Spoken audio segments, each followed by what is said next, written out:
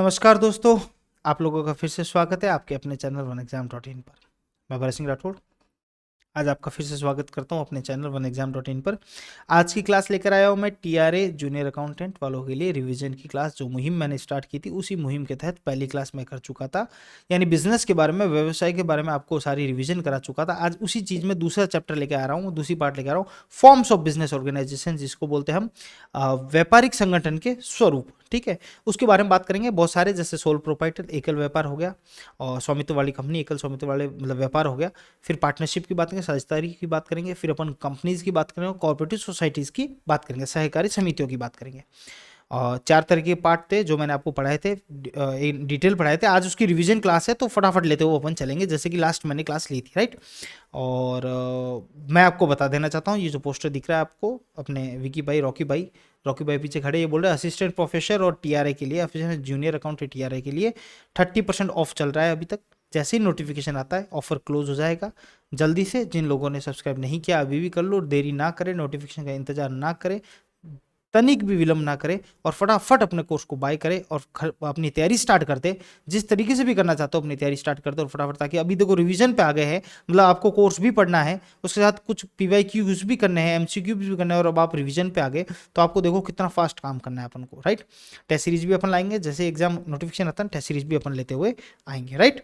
तो चलो शुरू करते हैं, बिना किसी देरी किए शुरू करते हैं।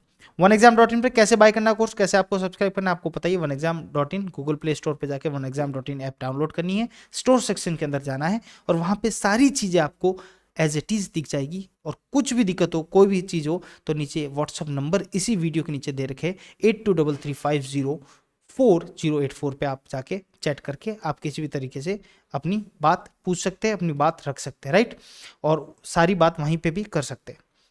ओके चलो, हालांकि वन एग्जाम डॉट इन के चैट बॉक्स के अंदर भी अवेलेबल है। चलो अब शुरू करते हैं अपनी रिवीजन क्लास, जो कि है फॉर्म्स ऑफ बिजनेस ऑर्गेनाइजेशन। देखेंगे, एक में कराने की कोशिश करूंगा, नहीं हुआ तो 2 वीडियो बना लेंगे छोटे छोटे। लोड नहीं लेना है अपन को, क्या नहीं करना है, लोड नहीं लेना है, अपन को आराम से रिवीजन करना है। तो फॉर्म्स ऑफ बिजनेस ऑर्गेनाइजेशन, अगर हिंदी में बात करूं तो हिंदी में क्या बोल सकते हैं अपन इसको, व्यापारिक व्यापारिक संगठन। हिंदी मीडियम वालों के लिए मैं थोड़ा सा लेकर आया हूँ, ताकि उनको कई लोगों को थोड़ी सी प्रॉब्लम थी कि सर बिजनेस मेथड्स के अंदर हिंदी वालों को थोड़ी सी इशू है, तो मैं उनके लिए भी लेकर आया हूँ कि व्यापारिक संगठन के स्वरूप, फॉर्म्स ऑफ बिजनेस ऑर्गेनाइजेशन कितने प्रकार के होते हैं। अपन ने बात करी थी 2 प्रकार के होते हैं, एक होते हैं नॉन कॉर्पोरेट, एक होते नॉन कॉर्पोरेट, एक होते कॉर्पोरेट। ठीक है, कॉर्पोरेट यानी कंपनी, कॉर्पोरेट कल्चर के रूप में। तो 2 तरीके के फॉर्म्स होते हैं, एक तो non corporate, corporate. Non corporate जो कंपनी और ये सब नहीं है, कॉर्पोरेट का मतलब कंपनी है। तो कॉर्पोरेट के अंदर तो 2 चीजें आ जाएगी जो कंपनीज एक्ट के अंदर चलती है। तो एक होगी आपकी कंपनी, जिसको हम बोलते हैं joint stock, joint stock company बोल सकते हैं अपन यहाँ, ठीक है, उसको जॉइंट स्टॉक कंपनी बोल सकते हैं। या अगर हिंदी में बात करूं तो बोलते हैं संयुक्त पूंजी वाली पूंजी कंपनी, संयुक्त पूंजी कंपनी बोल सकता है, ठीक है, वो होगी कॉर्पोरेट। और इसके अंदर क्या है, उसके अंदर सोसाइटीज है, क्या है इसके अंदर, कॉर्पोरेटिव सोसाइटीज। कौन सी, कॉर्पोरेटिव सोसाइटीज, ठीक है, कॉर्पोरेशन यानी सहकारी समितियां, सहकारी समितियां।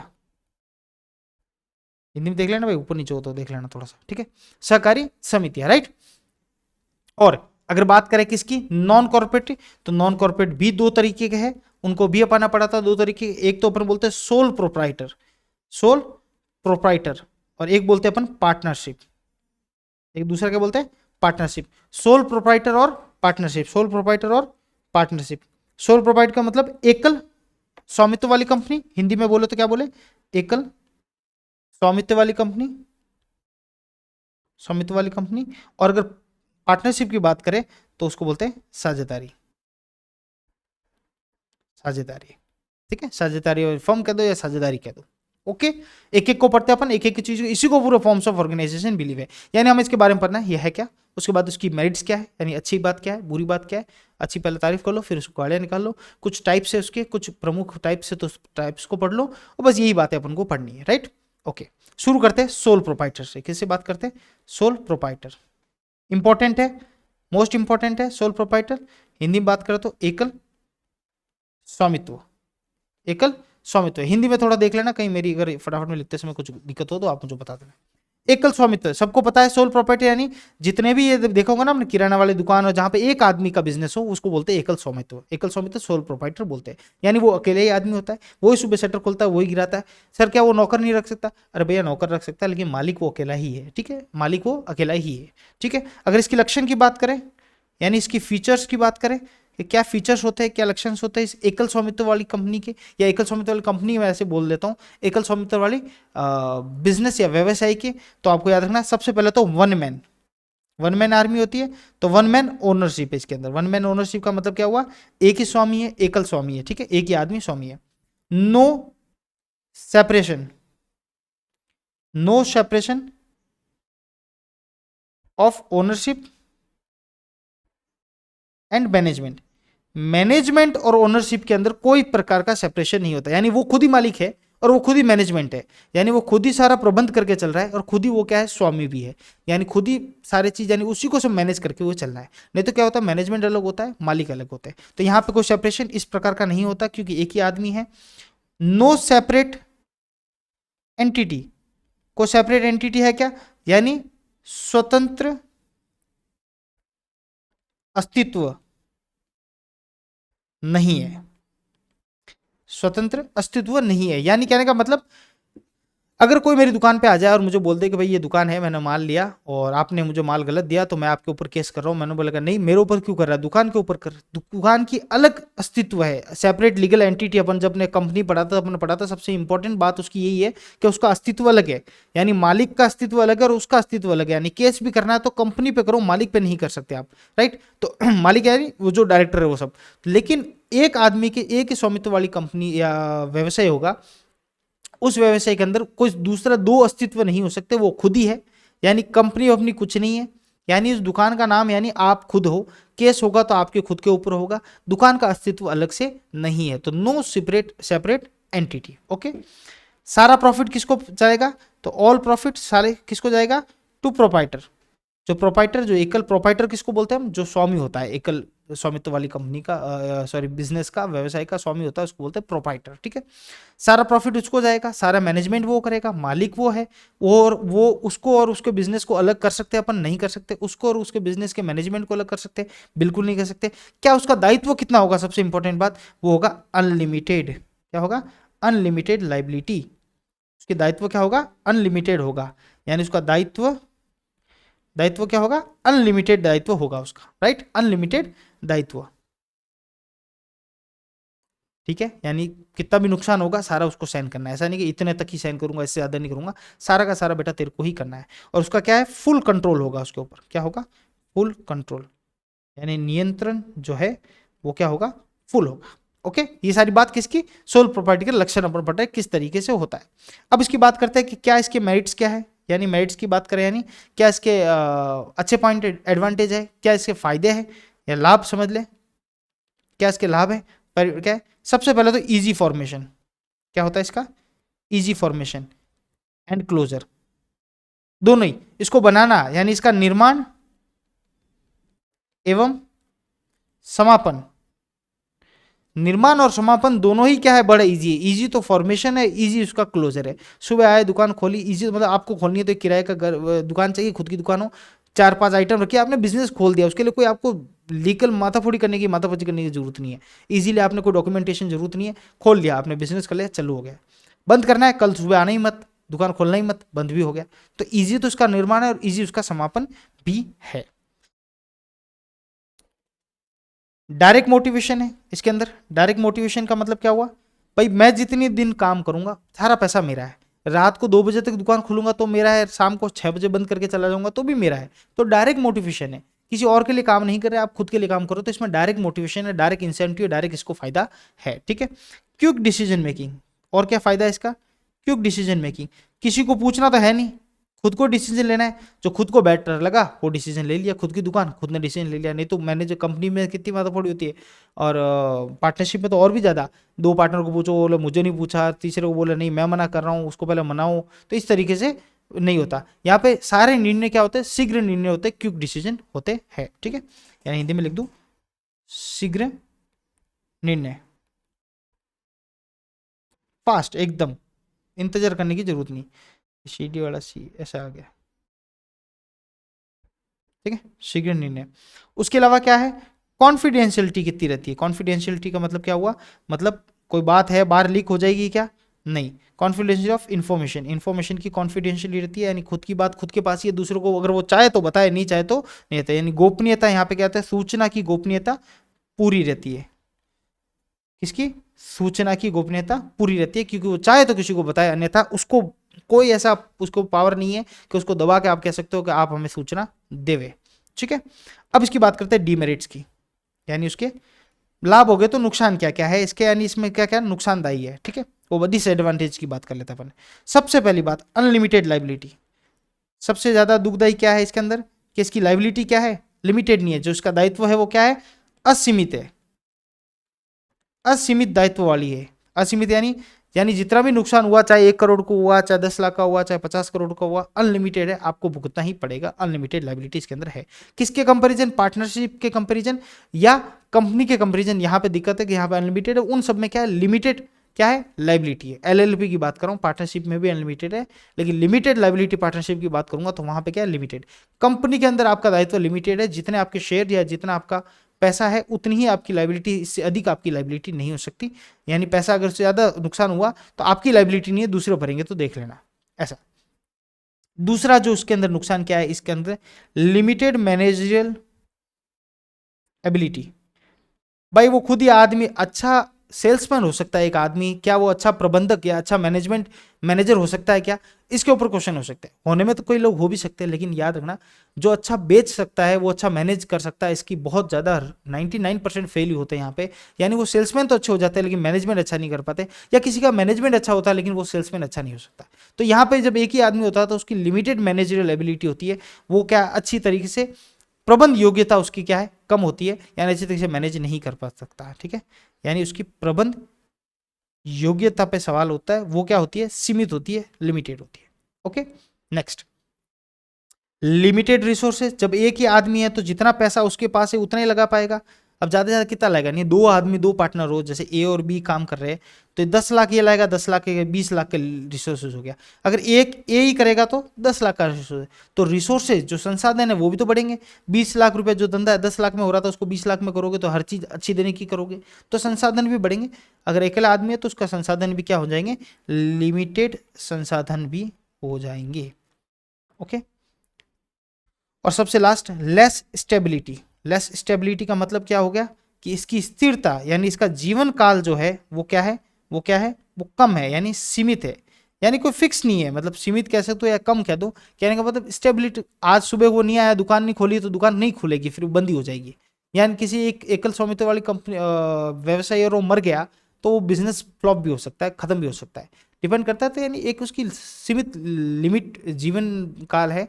अगर उसको पार्टनरशिप में हो जाता है तो वो, नहीं तो कोई दूसरा आके भी दुकान खोल सकता है, दुकान संभाल सकता है, बिजनेस को चला सकता है। तो इसमें ये नुकसान है कि स्टेबिलिटी इसकी कम है, रोज नहीं 10-15 दुकानें खुलती है, रोज 15-20 दुकानें बंद होती है, तो ऐसा चलता रहता है। तो ये बात चल रही थी सोल प्रोपाइटर की, उसकी अच्छी बातें भी पढ़ ली, मेरिट्स भी पढ़ ली और डीमेरिट्स भी पढ़ लिया अपन ने सोल प्रोपाइटर के। अब बात करते हैं पार्टनरशिप के। दूसरा पार्टनरशिप, जिसको हम क्या बोलते हैं, साझेदारी। साझेदारी बोलते हैं पार्टनरशिप। देखना रिवीजन है, क्विक रिवीजन है, ठीक है, ध्यान रखना, डिटेल में क्लास में पढ़ा चुका हूं। सबसे पहले पार्टनरशिप किसके बेसिस पे चलती है, तो याद रखना इंडियन पार्टनरशिप एक्ट। सवाल आ सकता है पार्टनरशिप को कौन गवर्न करता है, कौन इसके ऊपर चार्ज लगाता है, कौन इसके ऊपर प्रभाव डालता है, तो इंडियन पार्टनरशिप एक्ट 1932, यानी भारतीय साझेदारी अधिनियम 1932, भारतीय साझेदारी अधिनियम 1932, इंडियन पार्टनरशिप एक्ट 1932 क्या करता है, पार्टनरशिप के सारे रूल्स रेगुलेशंस नियम कायदे सारे ये कौन बनाता है, ये पार्टनरशिप एक्ट बनाता है, इसके अकॉर्डिंग ही चलते हैं। ठीक है, अब बात करते हैं इसके लक्षण के। लक्षण क्या नहीं, फीचर्स की बात करते हैं कि किस तरीके से ये काम करता है। ठीक है, सबसे पहले फॉर्मेशन, कैसे पार्टनरशिप बनाई जाती है, तो एक्ट के अंदर रजिस्ट्रेशन कर लो, स्थापना एक्ट के अकॉर्डिंग होगी। ठीक है, एक्ट के अंदर रजिस्ट्रेशन कर लो या एक्ट के तहत, यानी एक पार्टनरशिप डीड बनेगी, डीड के अंदर 2-3 पार्टनर के नाम लिखे जाएंगे, उनकी जहां व्यवसाय करे उसका एड्रेस लिखा जाएगा, उनके नाम लिखे जाएंगे, क्या क्या काम करेंगे उसके बारे में लिखे जाएंगे, पार्टनरशिप प्रॉफिट कैसे बांटेंगे उसके बारे में लिखे जाएंगे, रिटायरमेंट पे क्या होगा, डेथ पे क्या होगा, ये सारी चीजें उसके अंदर लिखी जाएगी। तो एक एक्ट के तहत इसकी क्या स्थापना होती है। ठीक है, दूसरी बात लाइबिलिटी। लाइबिलिटी कैसी है इसकी, मतलब इसका जो दायित्व है वो कैसा है। यहाँ पे भी याद रखना, लाइबिलिटी पार्टनरशिप की तो लाइबिलिटी क्या है, अनलिमिटेड है, लेकिन इसी के अंदर एक नया निकला कंसेप्ट लिमिटेड लाइबिलिटी पार्टनरशिप करके कंसेप्ट निकला है, जिसमें सीमित दायित्व वाली पार्टनरशिप या साझेदारी होती है, वो पार्टनरशिप का इसका पूरा एक्ट ही अलग निकलेगा, एक्ट 2008। ठीक है, इसके तहत उसके तहत जो भी होगा वहां पे क्या होगी, उसकी लाइबिलिटी क्या होगी, लिमिटेड होगी, दायित्व उसका क्या निर्धारित होगा, फिक्स होगा। लेकिन अभी जो नॉर्मल पार्टनरशिप है, जो एक्ट 1932 के हिसाब से चलता है, उसकी लाइबिलिटी क्या होती है, अनलिमिटेड होती है। एक सवाल बार बार पूछा जाएगा, क्या पार्टनरशिप एक्ट, पार्टनरशिप का फॉर्मेशन यानी उसको बनाना है, उसकी स्थापना, क्या उसका रजिस्ट्रेशन कराना एक्ट के अंदर जरूरी है, कंपलसरी है, मैंडेटरी है, जरूरी है क्या, तो याद रखना नहीं, नो इसका आंसर है। उसके एक्ट के अंदर यानी उस अधिनियम के अंतर्गत उसका रजिस्ट्रेशन कराना जरूरी नहीं है, कंपलसरी नहीं है, चाहो तो आप करा सकते हो, अन्यथा उसमें कोई कंपलसरी नहीं है। ये सवाल कई बार आ चुका है, आ सकता है, याद रखना पार्टनरशिप के अंदर एक्ट के अधिनियम के अकॉर्डिंग फॉर्मेशन बनाना जरूरी है, नहीं है, मतलब मैंडेटरी नहीं है, कंपलसरी नहीं है, जरूरी नहीं है, आप चाहो तो बना सकते हो, अन्यथा नहीं बना सकते। नॉर्मल पार्टनरशिप भी चलेगी, उस एक्ट के अंदर रजिस्ट्रेशन कराने की आवश्यकता, कोई प्रकार का नियम ये नहीं है, एक्ट ये नहीं बोलता कि बहुत ज़्यादा जरूरी है, आपको करवाना ही पड़ेगा, ऐसा नहीं बोलता। लेकिन कंपनीज एक्ट की जब बात करेंगे अपन, जब कंपनी की बात करेंगे तो वहाँ बोला हुआ है कंपनी वही होगी जो कंपनीज एक्ट 2013 के अंदर रजिस्टर्ड हो, लेकिन पार्टनरशिप एक्ट 1932 के अंदर रजिस्टर्ड होना जरूरी नहीं है। ओके, तीसरी बात, और इसके लक्षण की बात क्या होता है, इसमें रिस्क कितना होता है, फुल रिस्क होता है भाई, फुल रिस्क है, पार्टनर है, आपस में लड़ी जाएंगे, ठीक है, कोई किसका शेयर खा लेगा, तो रिस्क तो फुल है, ठीक है। और म्यूचुअल कंसेंट होता है यहाँ पे, सबसे इंपॉर्टेंट बात क्या होती है, म्यूचुअल कंसेंट। म्यूचुअल कंसेंट यानी आपसी, हिंदी बोलो तो आपसी राय मशवरा, म्यूचुअल कंसेंट आपसी राय होती है, आपसी राय मशवरे में ही सारे डिसीजन लिए जाते हैं, आपसी राय मशवरे में सारे डिसीजन लिए जाते हैं, आपसी राय मशवरे में से ही सारा कंट्रोल भी देखा जाता है, ठीक है। तो आपसी राय मशवरा, 2-3 पार्टनर है तो उन पार्टनर्स के बीच में आपसी राय मशवरा चलता रहेगा, और सारा काम म्यूचुअल रिलेशन से होता है, जिसको क्या नाम बोला जाता है, जिसको बोला जाता है म्यूचुअल एजेंसी। इसके ऊपर भी सवाल आ रखा है, म्यूचुअल एजेंसी। म्यूचुअल एजेंसी का मतलब, या म्यूचुअल एजेंसी जिसको बोला जाता है जहां पे क्या हो, प्रिंसिपल और एजेंट का रिलेशन हो, क्या हो, प्रिंसिपल और एजेंट का रिलेशनशिप हो। प्रिंसिपल और एजेंट का रिलेशनशिप का मतलब क्या हुआ, इसी को बोलते हैं म्यूचुअल एजेंसी। पहली बात समझो, जहां प्रिंसिपल और एजेंट का रिलेशनशिप हो उसको बोलते हैं म्यूचुअल एजेंसी बोलते हैं, ठीक है।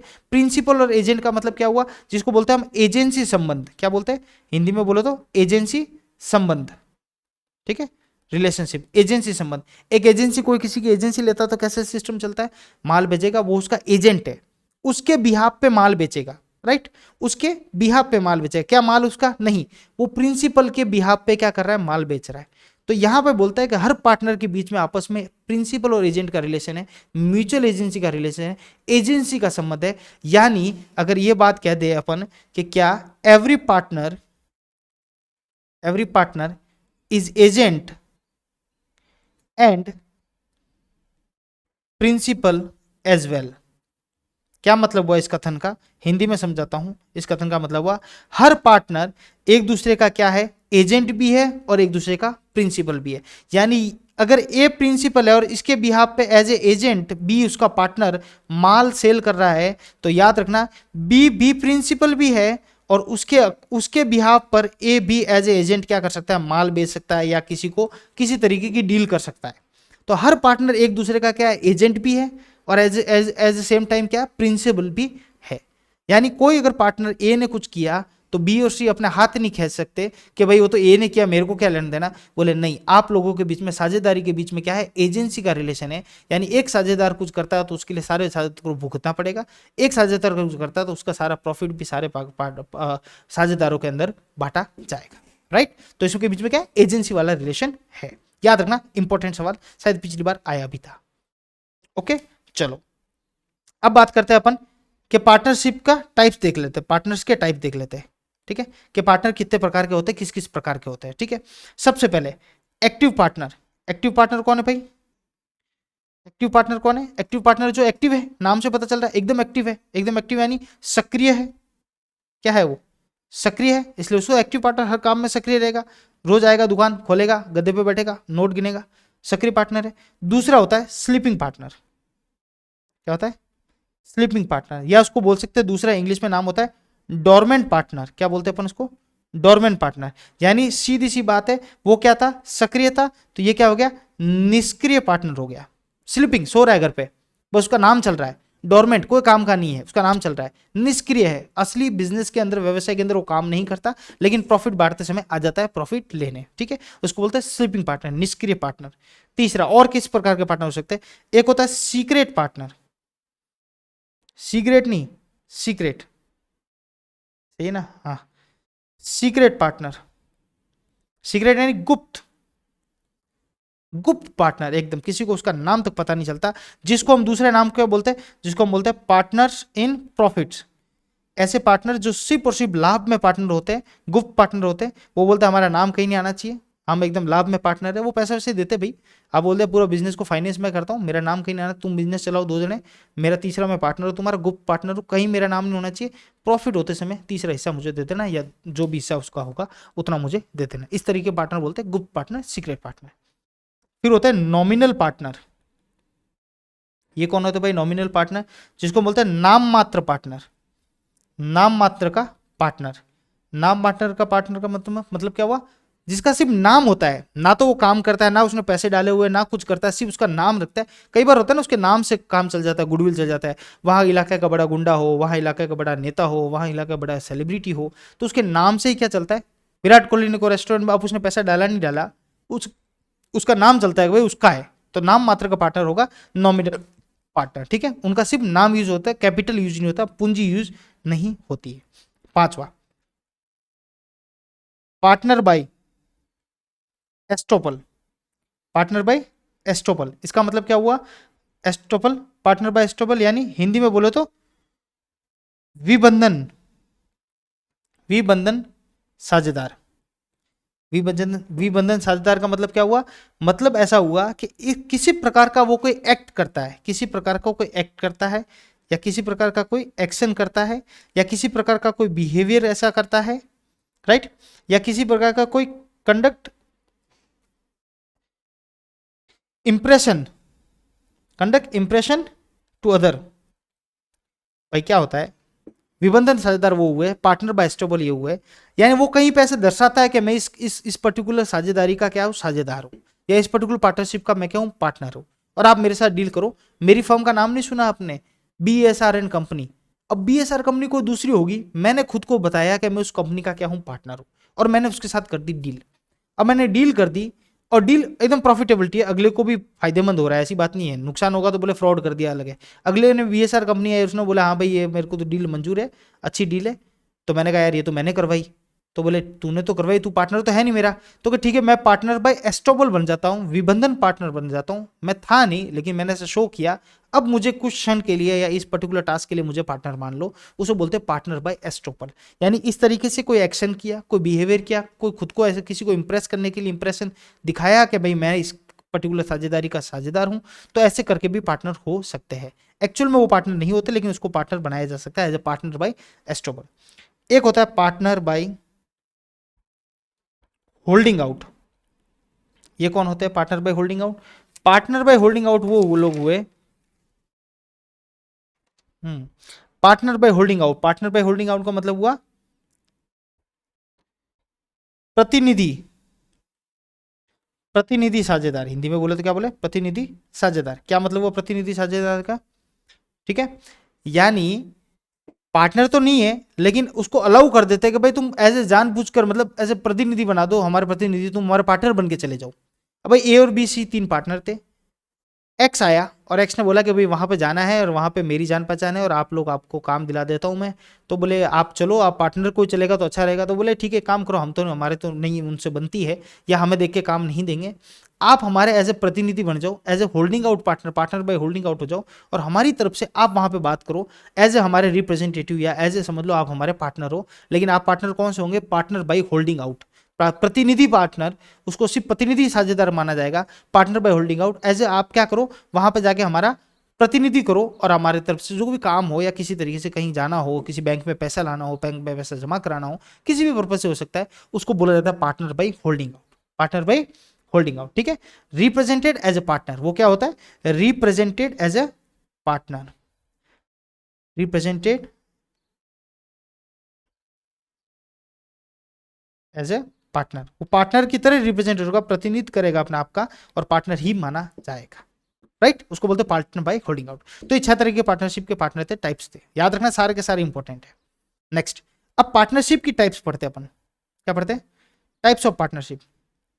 ये तो पढ़ा था हमने कि साझेदार किस तरीके से होते हैं, अब साझेदारी किस तरीके से होती है। तो टाइप्स ऑफ पार्टनरशिप, पार्टनरशिप किस किस तरीके की हो सकती है उसको अपन पढ़ते हैं। सबसे पहले पार्टनरशिप किस किस तरीके से होती है, तो दो भाग में अपन इसको बांट दिया पार्टनरशिप को। दो भाग कौन से? एक तो बोला हमने on the basis of duration. Duration का मतलब हुआ अवधि के बेसिस पे, अवधि के बेसिस पे कितने तरह की पार्टनरशिप हो सकती है। और दूसरी हमने बात करी on the basis of liability. Liability का मतलब हुआ दायित्व के, यानी देयता या दायित्व के बेसिस पे कितने तरह की पार्टनरशिप हो सकती है, राइट। चलो ड्यूरेशन की बात करें, तो ड्यूरेशन के बेसिस पे पार्टनरशिप होती है। सबसे पहले होती है पार्टनरशिप एट विल। क्या होगी? Partnership at will. विल यानी ऐच्छिक, हिंदी में बोले तो क्या बोले? ऐच्छिक साझेदारी।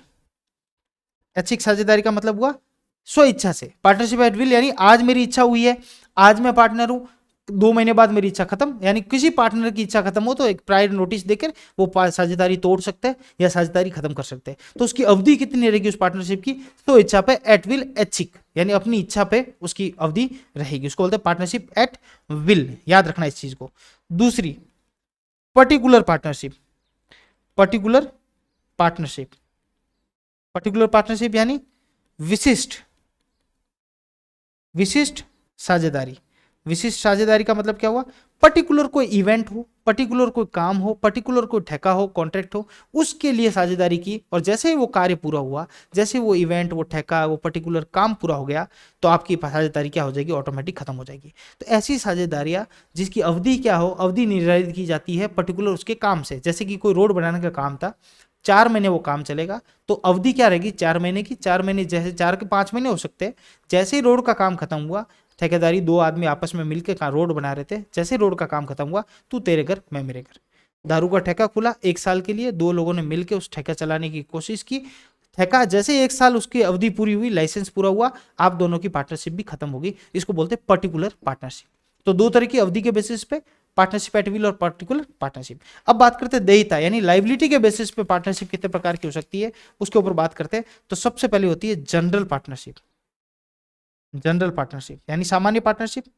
सामान्य पार्टनरशिप का मतलब होता है यानी सारे पार्टनर क्या होंगे, सबकी लाइबिलिटी क्या होगी? अनलिमिटेड होगी, और सबके सब रेस्पॉन्सिबल क्या होंगे? जॉइंट एंड अनलिमिटेड लाइबिलिटी होगी। यानी सबकी जो क्या बोलते हैं उसको, देयता होगी या दायित्व हो गए, वो क्या हो गए? असीमित होंगे। वो जनरल जो पार्टनरशिप के रूल्स है वो होंगे, असीमित है, और सबके रेस्पॉन्सिबल, सब कोई काम, कुछ काम होता है, अच्छा प्रॉफिट होगा या नुकसान होगा, सबके सब बराबर के जिम्मेदार, या जो भी उनका रेशियो होगा उस रेशियो में जिम्मेदार होंगे। एक पार्टनरशिप होती है लिमिटेड पार्टनरशिप। जनरल में तो क्या है? अनलिमिटेड है, लेकिन एक होती है सीमित लिमिटेड पार्टनरशिप। उसकी बात मैंने आपको बता दी कि सीमित पार्टनरशिप लिमिटेड पार्टनरशिप एक्ट के अंदर रजिस्ट्रेशन होता है, या फिर आप पार्टनरशिप के अंदर भी क्या कर सकते हो? दायित्व अपना, जिसका भी जो दायित्व है वो क्या कर सकता है? फिक्स कर सकता है। बोल सकता है भाई ए के हिस्से में 10 लाख से ज्यादा नुकसान मैं सहन नहीं करूंगा, बी बोल सकता है 6 लाख से ज्यादा नुकसान मैं सहन नहीं करूंगा, सी बोलता है 10 लाख से ऊपर मैं भी नुकसान सहन नहीं करूंगा। तो एक उनकी अवधि होगी, एक सीमित लाइबिलिटी होगी, उसको बोलते हैं लिमिटेड पार्टनरशिप, राइट। ठीक है। लेकिन अगर जैसे कि ए बी सी 3 है, इसने बोला मैं 10 लाख से ज्यादा सहन नहीं करूंगा, इसने बोला मैं 6 लाख से ज्यादा सहन नहीं करूंगा, इसने बोल दिया मैं 10 लाख से ज्यादा सहन नहीं करूंगा, तो अगर ये 36 लाख है और 40 लाख का घाटा हो गया, तो 4 लाख कौन सहन करेगा? 4 लाख कौन सहन करेगा? तो हमेशा ध्यान रखना, जो लिमिटेड पार्टनरशिप होती है उसके अंदर एक नियम होता है कि चलो ए ने तो कह दिया 10 लाख से सहन नहीं करूंगा, बी ने कह दिया मैं 6 लाख से ज्यादा सहन नहीं करूंगा, लेकिन एक कोई भी पार्टनर, चाहे वो सी हो चाहे ए हो, one partner at least one partner, कोई एक पार्टनर, वन पार्टनर क्या होना चाहिए? वन पार्टनर इस पर्टिकुलर साझेदारी के अंदर क्या होगा? अनलिमिटेड लाइबिलिटी के साथ रहेगा।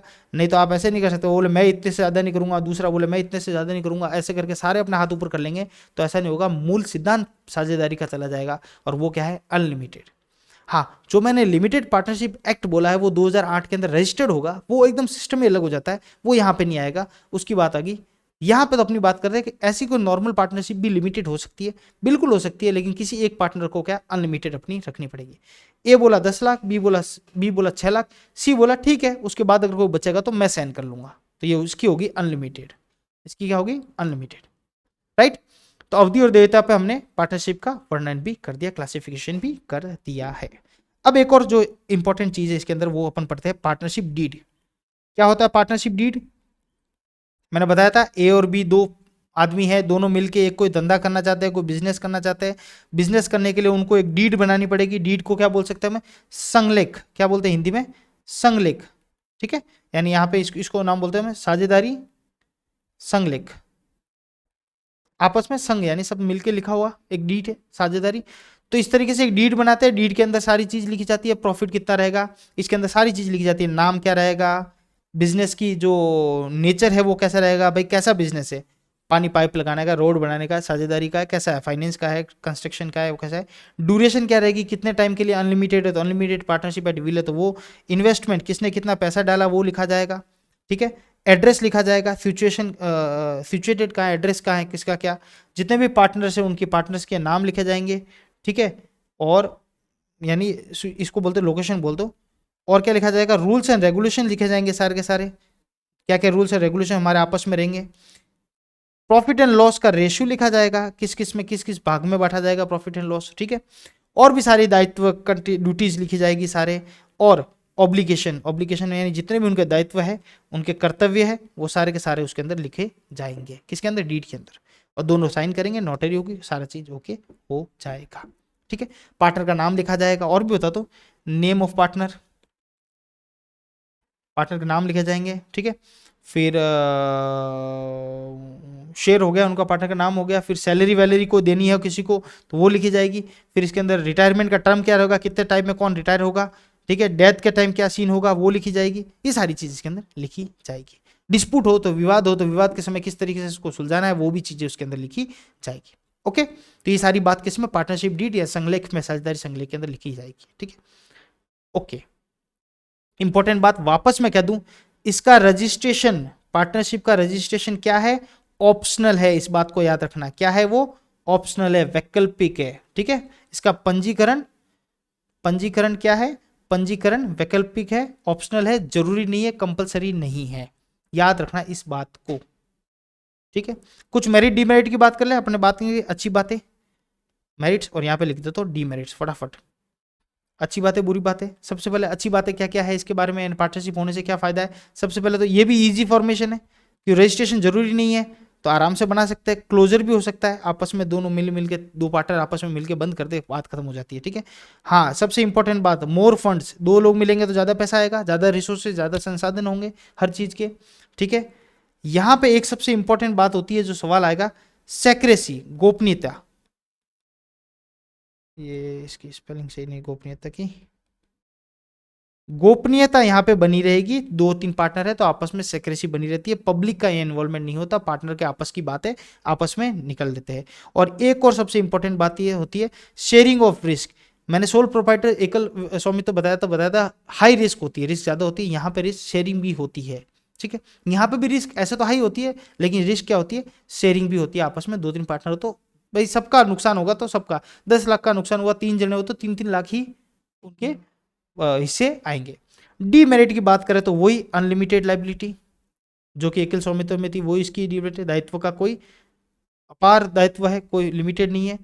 यहाँ पे भी लिमिटेड रिसोर्सेज है, यहाँ पे भी संसाधन क्या है? लिमिटेड है। लिमिटेड क्यों है? अगर कंपनी होगी, कंपनी होगी तो और भी लोग इन्वॉल्व होंगे तो और ज्यादा रिसोर्सेज आएगा। लाइट गई थी, ठीक है। सबसे ज्यादा एक पार्टनरशिप करते समय घर वाले भी रोकते हैं क्या? कन्फ्लिक्ट, आपस में क्या? आपस में विरोध, विरोधाभास हमेशा रहता है। कन्फ्लिक्ट, नेचरों का, अपने विचारों का कन्फ्लिक्ट, विरोध हो जाता है। कन्फ्लिक्ट ऑफ इंटरेस्ट, एक दूसरे के इच्छाओं का कन्फ्लिक्ट हो जाता है,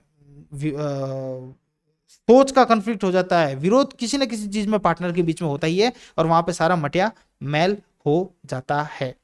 और एक और बात, lack of public confidence, public confidence की कमी होती है यहाँ पे। पब्लिक कॉन्फिडेंस की कमी यूं क्योंकि इसके सारे गोपनीयता रहते हैं, दूसरों को तो बताते नहीं। पब्लिक का भरोसा पार्टनरशिप फर्म के ऊपर कम होता है इन कंपैरिजन कंपनीज के ऊपर। ठीक है, ओके, और एक और लिख लेता, अनसर्टेनिटी। अनसर्टेनिटी मतलब क्या होगा?